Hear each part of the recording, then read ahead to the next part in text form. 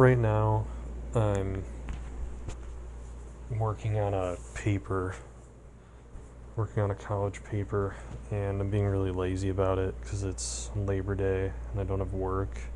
I'm also just kind of out of it today.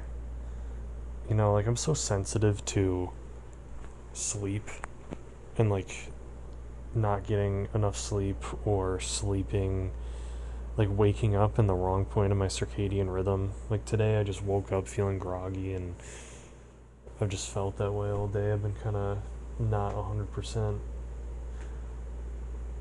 And so I'm being really slow working on this thing, and I'm using ChatGPT to help me write it. And I was just thinking, like, it's so crazy that I didn't have ChatGPT for most of my life. I use it for everything, and I don't have it like write the whole paper. Like I think that's stupid. I remember working on a project, on a group project where you couldn't choose your group in undergrad, and like this one girl didn't show up for the entire thing, and then at the very end she like gave us something that clearly seemed like ChatGPT, and yeah, it was just like great, and it was so obvious. And so I don't do that. And I also think there's something kind of, well, I don't know. I was gonna say I think there's something kind of cheap about it, but like I don't care about this shit. I don't care about this stupid fucking essay I have to write. Like I wouldn't use ChatGPT. Like I already don't use it to write the whole thing, but I guess in principle I don't see anything wrong with doing that. Like I wouldn't do that if it was something I actually thought was important that I ought to write. Or I mean, I don't do it anyway, but like I mean, I wouldn't think it was okay to do it in that case. Like if I was writing some paper that was actually going to help me become a competent therapist, then I wouldn't find it morally permissible to do that. And I would think that if someone did that, it would be immoral. But like so much of this shit is useless. And I've been thinking a lot about like how how much it sucks to have to work so much, like I think we've been told, or just we've deduced on our own, I think incorrectly, that things are so much better now than they used to be, and modern life, like um post-industrial revolution life is so much better. Like, well, people used to die so young, they used to have to work in a field and all this shit. I honestly think being a medieval peasant would be better than life now, And like people would be like, "What? That's so crazy." People would be like, "Oh, like I remember telling my dad about like something like that, and he was like, "I don't know, I like Netflix." And I'm like, "Okay, first of all, they didn't know what Netflix was back then. Okay, they didn't know what our modern comforts were going to be. And similarly, they didn't know that dying at like age 50 or 60, not 40, people would be like, oh, well, the average life expectancy was 30 or 40 back then. But that's skewed by the fact that many people died, like many babies died, and many kids died before they reached the age of 2. So that brings the average age, the average life expectancy down. Whereas if you had survived past that, past age 2, the average life expectancy was more like, 60 years old. And that's still young to us, but they didn't think that was young. I mean, it's like if in 200 years people go, wait, what? The average life expectancy was 80? We live till 200 now, you know? And, same thing for their comforts. People say, well, I like TV, I like air conditioning, I like having a phone and all this shit. But you don't know what comforts the people of the future are going to have that you're missing out on. If we don't all nuke each other or ruin the environment to the point where the world is unlivable. Though, I mean, I don't think the latter would happen. I don't think that's as likely as getting nuked. But my point remains that if you didn't know what you were missing out on, then you would just fall into the baseline level of life. And I think that their lives had more meaning in a lot of ways. I don't know why my voice does that sometimes, where like it just gives out randomly in the middle of a sentence. I don't know why it's doing it more right now though. But I think their lives had a lot more meaning in some ways. I mean, yeah, you were working in a field or a fucking blacksmith shop or something, or whatever, but you're working in a field with your community that and your friends are coming out and working with you. And I've read things that said that they didn't actually need to work that much. They didn't work crazy hours, and they had during the winter it was more chill. It was more, no pun intended, it was more of an off season. And it's like also the work you're doing. Say you work in a field and you pick a bunch of a bunch of vegetables, or you're out hunting, and then you smell like out of your neighbor's chimney that they're cooking with food that you picked, or you see the guard that protects your town wearing armor that you smelted. I mean, life would just have so much more meaning, and everybody was a Christian, and they all genuinely believed, or at least it was much more widespread. So it was like a given that there was an afterlife, and that if you did good things and you had hope and you prayed, then good things would happen to you. And I mean, I still think that there's truth in that. Like, obviously, if you made good decisions throughout your life, you'd be more likely to have a better life than if you made bad decisions, like, obviously. But that also doesn't mean we live in a just world where, if something bad happens to someone, it means it's their fault, and same if something's good happens to someone. And sure, if you have a more positive outlook, then maybe you'll be more keen to seeing opportunities.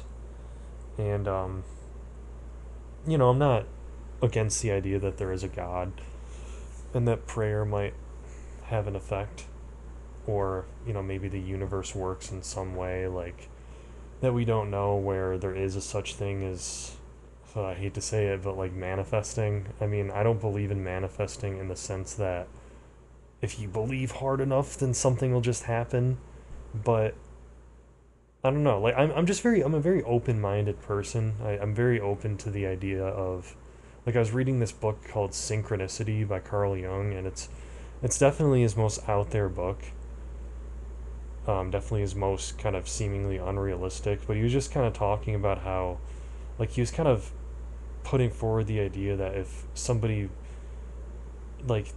can kind of subconsciously make a situation happen based on their own psychological, um like, I guess, framework, like their beliefs and their emotions and their history, all of that can make something physical happen. And he was referencing physics and this idea in physics that I think it's this, I'm probably going to butcher it, but I think it's that, like, two particles that are far away can have an effect on each other, and that's seemingly impossible. Um, and obviously that's very far out there, but I don't know. Like, my whole point is just that, like, maybe things work in a way that I don't understand. Um, but I don't even know how I even got on. Where did I even get onto this point? I was talking about ChatGPT. I don't even know. I'll listen back and be like, oh, it was obvious. I should have remembered. But oh yeah, like the meaning thing. I was just talking about how, like, it was a given, but, like, I guess the belief for people like medieval peasants was like it was a given. It wasn't a question. So people just had a more hopeful and meaningful outlook on life. And I don't know that the modern comforts are worth it. I think that human beings are always striving to find efficiency and comfort even when it goes against their nature.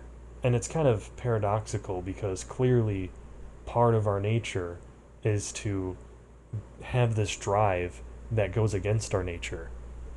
But I think at a time where we were more in tune with our nature, it would. I think like the trade off has gotten to the point where it's not worth it anymore. You know, if you like maybe it was still worth it going from nomadic tribes to the agricultural revolution, and then it's like, okay, we have a good balance of efficiency and comfort versus just instinct. But I think with the industrial revolution, our sort of like unquenchable thirst for comfort and efficiency has turned so far away from nature that it's not worth it anymore, and that we're in a constant race against nature where we do things and then we have negative emotional or physical consequences. You know, we create food so much more efficiently, and then all of a sudden everyone's obese and sick and has microplastics. Or we find a new way to structure our society, but now everyone's mentally ill, and then we create medications and different artificial fixes to these problems, but then nature catches up with those and the problems get worse, or those solutions create more problems, and then we create more artificial solutions, and we're just kind of spiraling in this direction that I think is not that I think isn't worth it anymore. And then you could say, well, why don't you go live in the woods or something then? And that's a good point, but the fact is that human beings are not just individuals, we're also a collective, and this is not an individual problem that I'm saying. This is a collective problem, and one person deciding to go and live a more instinctual life isn't going to solve anything, and it also isn't going to be reflective of, like, if I think that's a solution for society, that's not going to be reflective in my individual case of doing it, because part of the solution is it being a societal thing. If all of society is pushing against you, then that's going to have an effect on you that wouldn't exist if all of society was following the same thing and everybody was kind of in agreement. And that's not to say I think we should just get rid of technology. I don't think that's realistic, and I don't like solutions that are realistic. I don't like solutions that are unrealistic. I like solutions that are realistic. But that's just to say that I think that there needs to be some sort of shift in focus from like narrow comfort and narrow efficiency. By narrow I mean like narrowly focusing on these things, to something more like wholeness, and making sure that you have enough time for these different important parts of your life that are part of your physical and mental health. And I think that's one thing that Gen Z and just kind of younger generations and my parents' generations are kind of good at. There's more of a focus on health. People are they're critical of the of like the food, like our food quality and medicine and things like that. The quality of our medicines, and I actually think AI can really help with that. Just the fact that, like, with something like this essay, I am spending all day on it, but I don't have to. If I was actually working hard, I wouldn't have to, because I can use AI to help me write it, and to break things down, and to summarize things, and to search things for me. But that has to come with a shift in focus of the powers that be that control our society. Because I remember when I was an undergrad and ChatGPT just came out, I was like constantly telling my professors, like, you're not going to stop this. They're all mad about it, and they're going like, they're coping and they're going, we have our own software that can tell if you're using AI, and it's like, no, you don't. There is no such software. There's software that claims it can do it, but it constantly has false positives. And I kept telling them, like, you guys are, like, remember when you were younger and your teachers would say, well, you're not going to have a calculator in your pocket all day, and then you did, and you kind of knew at the time, you were like, I probably will. You're like, and you thought those teachers were old dinosaurs who were out of touch. Okay, you're becoming that. Like, if you fight against AI and pretend that it's not a problem and pretend that you can crack down at it and stop it, you're just one of those dinosaurs now. And I actually semi-convinced one of my professors about its utility as a studying tool, because I was like, look, I told her, I was like, I uploaded your textbook into ChatGPT and was asking the textbook questions, And she was like, I went to a meeting and I told the rest of the staff that AI can be used as a studying tool, and they all laughed. And I'm like, well, they're all fucking retarded. And I like some of those people, but in that moment they were retarded. Because, I mean, like, how do you not... I don't get how people constantly repeat things that, like, their parents and grandparents made mistakes on and have no self-awareness, Like, that's why, like, I was telling someone, not to get too off track, but, like, if, when I become a therapist, I was like, I might want to work with adolescents, because I remember what it was like, and I remember how frustrated I was that adults didn't remember what it was like. And I was like, am I going to be like that when I grow up? Like, am I going to forget, what this feels like? And I didn't. And I'm still shocked that people will kind of, like, put down teenagers, and they'll be like, oh, like, what do you have to be stressed out about? It's like, don't you remember what life was like back then and how annoying hearing that was? So I think that I would actually be good at that because I remember. And it's just so crazy to me that, these older people, they don't have that awareness. And but yeah, like, I think, and I also think that people are going to need to realize that not everybody needs to work, and not everybody needs to, like, not everybody's, like, most people aren't very useful.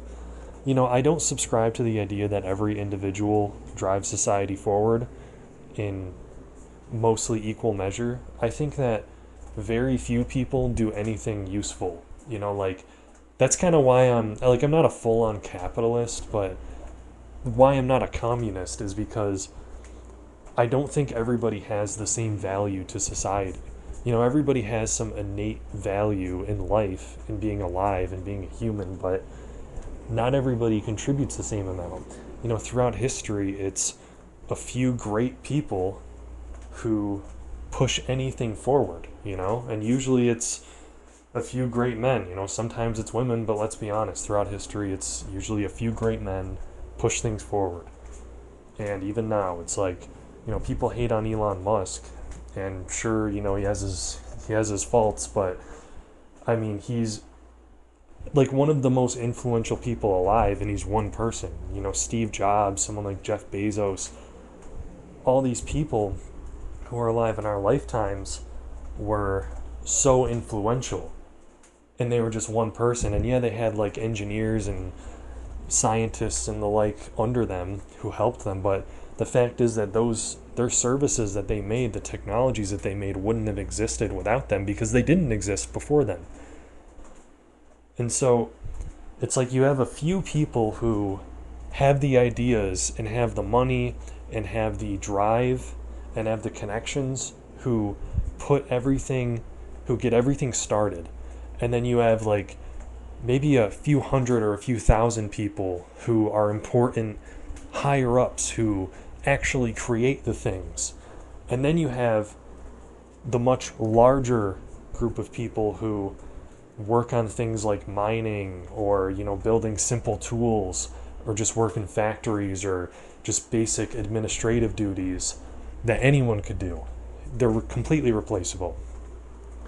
And those people are becoming obsolete because of things like AI and just any improving technology. And we need to accept as a society that class of people might not need to work. And then you also have the problem, though, of when those people don't work, they start doing drugs. I mean, we saw all the effects of the pandemic. But also, like with domestic abuse, suicide, drug abuse, all of that. But also, we're living in a society, a secular society, that is driven by... It's like completely like capitalistically, if that's a word, minded, where everything is driven by status, everything is driven by comfort and pleasure. And obviously those have always been the main, like some of the main drives, but something that organized religion did, and this is what I mean by we live in a secular society. I know Hudson Black made a video about not living in a secular society, how we don't. But I just mean by that like an organized religion kind of being the social backbone of society that's kind of gone now. Before, I think that behavior in a society is governed by law, and it's governed by shame. And the government is responsible for enforcing the law, but just something being illegal doesn't drive people to not do something every single time, and it certainly doesn't drive people to do something.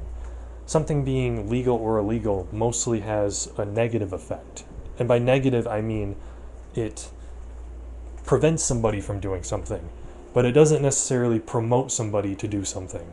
What promotes somebody to do something is shame or praise. I guess praise being what promotes somebody to do something, and shame being the negative effect.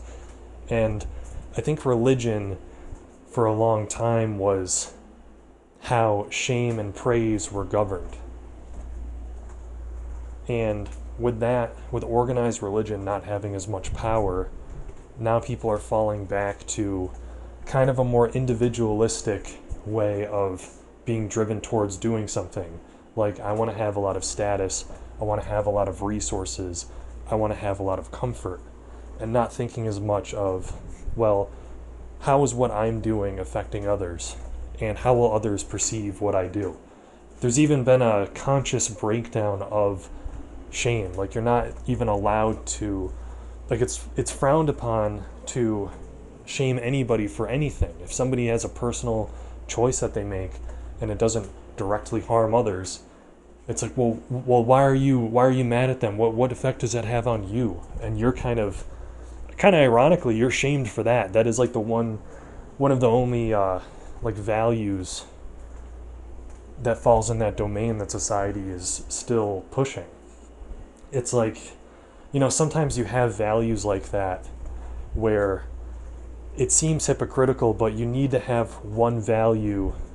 I'm sorry if I sound kind of indecipherable, by the way, in what I'm about to say, because it's the first time I've really articulated this, but sometimes it's like you have one value in a domain of values that you're, like, in that domain of values, and I'll explain this more clearly, you're trying to fight against those values, but you need to have one thing that falls under that category as a value that kind of acts like a rule to prevent you from having any more of those values. That sounded very confusing, but so, like, say you're against the idea of shame. You're all about individualism. People should be allowed to do whatever they want and express themselves however they want. And if they're not directly harming others, then it's none of your business. So essentially, you are against the value of shame in that case.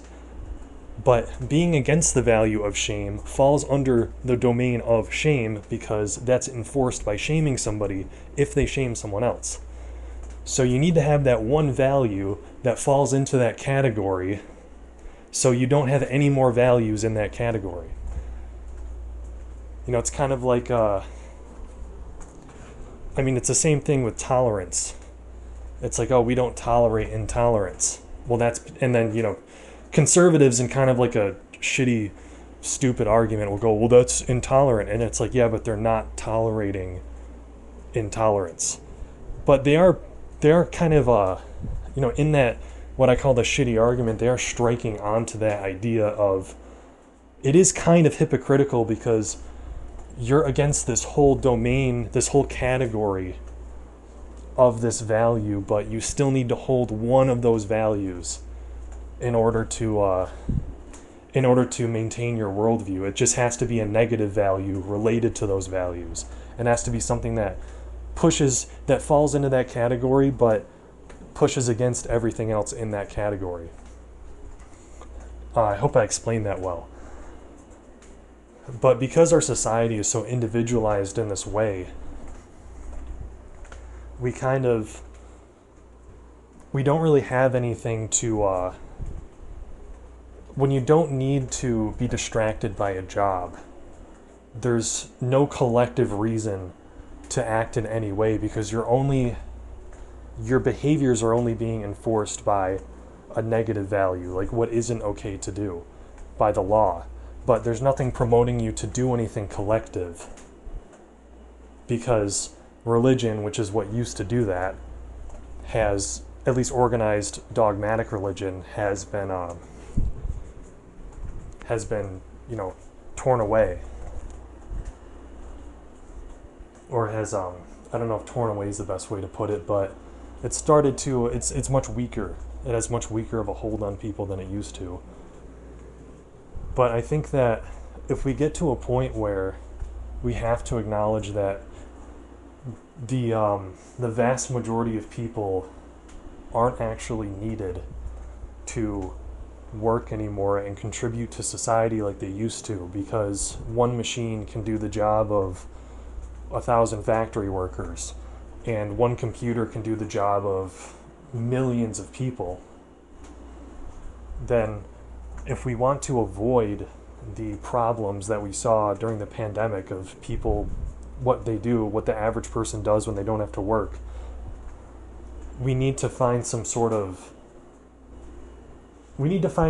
that can enforce people's behavior through shame and through praise that either is religion or is like religion. And obviously with religion, there's the issue of people struggling to believe in religions because of the advancements of science and a philosophy with the loosening of the power the church once had of enforcing law.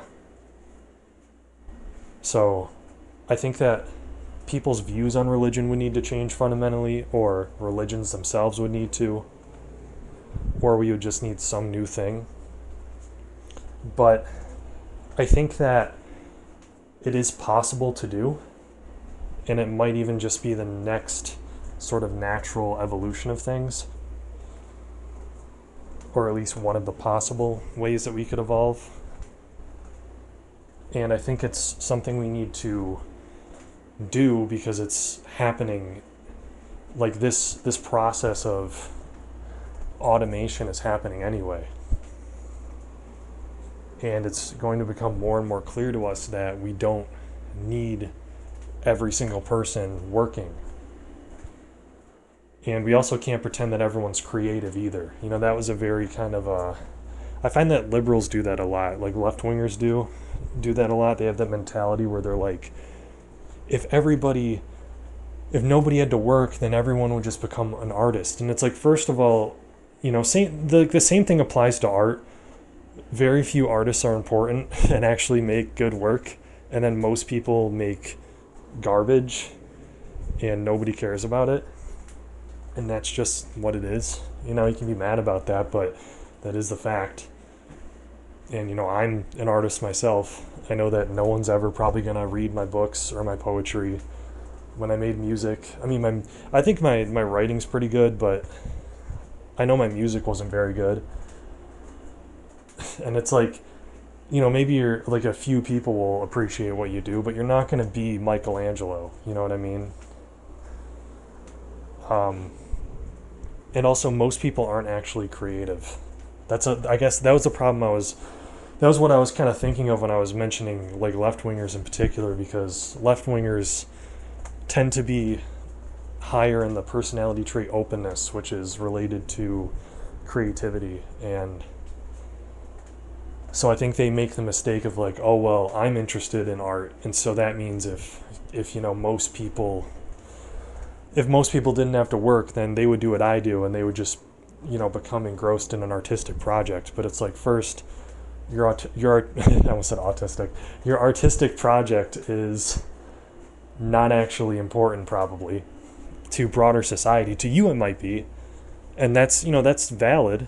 That's something that you need. But if we're talking about importance to society, which you should take into consideration, because that's, human beings are, like I said, they're not just individual, they're also collective, then your art is probably not actually useful. And also, most people aren't creative. You know, that's a problem that's something I've also noticed with, I think if you live in a city, you can make the mistake of thinking that people are one way. And then I moved out into the country, and I'm like, oh, like, there is a huge difference between people in the city and people out in the country. And, you know, you could think that everybody's kind of more liberal when you're living in a city and everyone's so artistic and all this shit. But in different parts of the world, like in different parts of the country rather, it becomes really clear that not everybody is like that. So I think that it is important to, it's something that's really necessary that we find something to, well, that first we acknowledge that this change is happening, and that we actually find some sort of social fabric that is focused on the collective, that enforces people's behaviors through shame. We need to bring shame back, and through praise. And if I haven't made it clear why I keep talking about shame, you know, sometimes in these videos I'll kind of bring up a point that I'm familiar with because I've thought about it, and then I'll kind of forget to explain it. What I mean is that, like, when you think about why you wouldn't do something, you know, maybe it's like asking out a girl, like going up and cold approaching a girl. It's not illegal to do that. And the reason you're afraid of doing it isn't because it's illegal. It's because you'd be embarrassed. You'd be ashamed. Because society might look down upon you for doing that. And I think that's a big part of what regulates people's behaviors. And that's what I think religion did. Because religion used to have also the power of law. It could arrest people. People could get executed for doing things that were against their religion. But after that point, and also aside from things that were illegal, a big part of what regulated people's behavior was the fear of being ostracized, the fear of being criticized by others.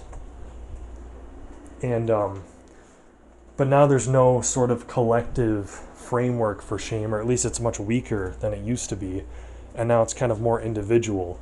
And so you have these constant arguments between people where one person thinks something is shameful, and so they shame someone for it.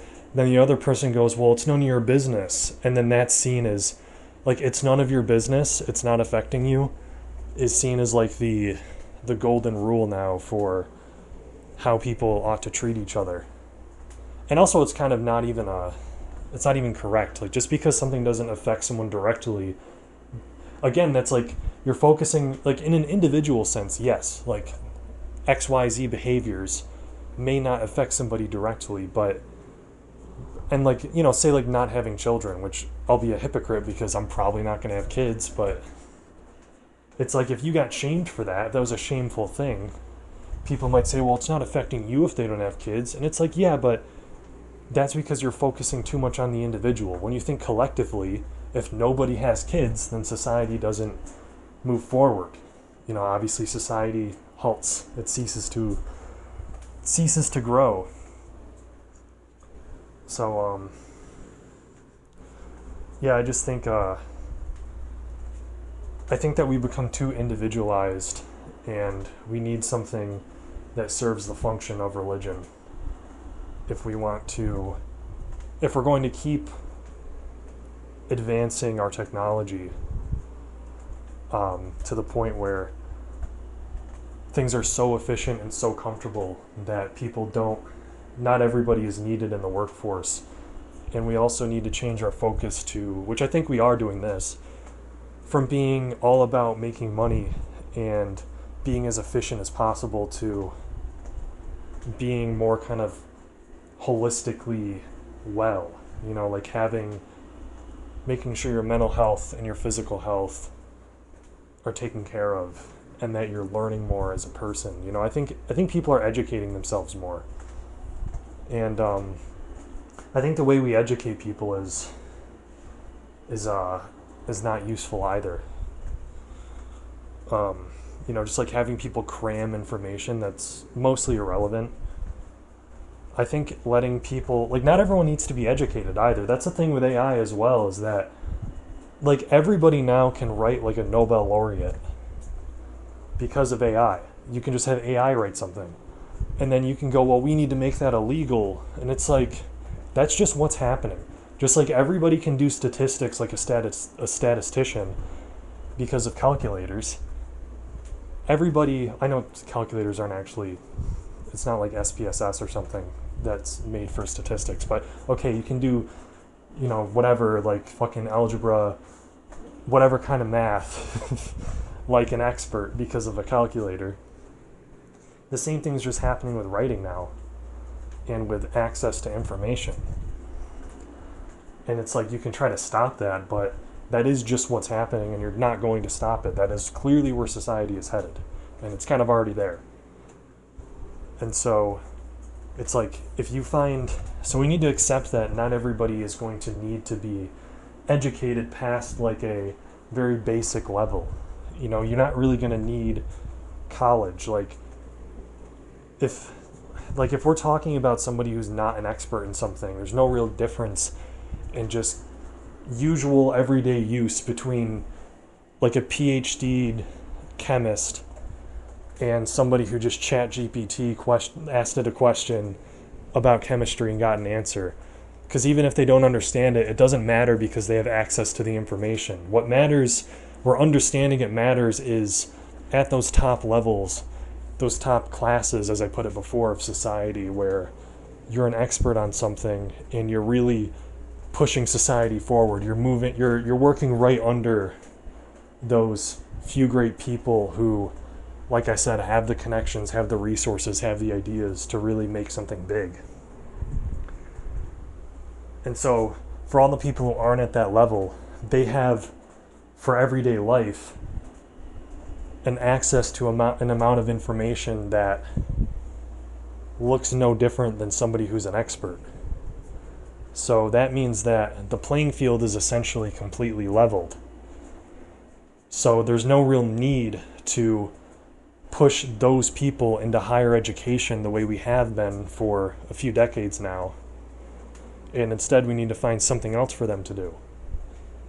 And I think something that's more of a communal effort, something that's focused on people's individual well-being and a community's well-being and maintaining people's neighborhoods.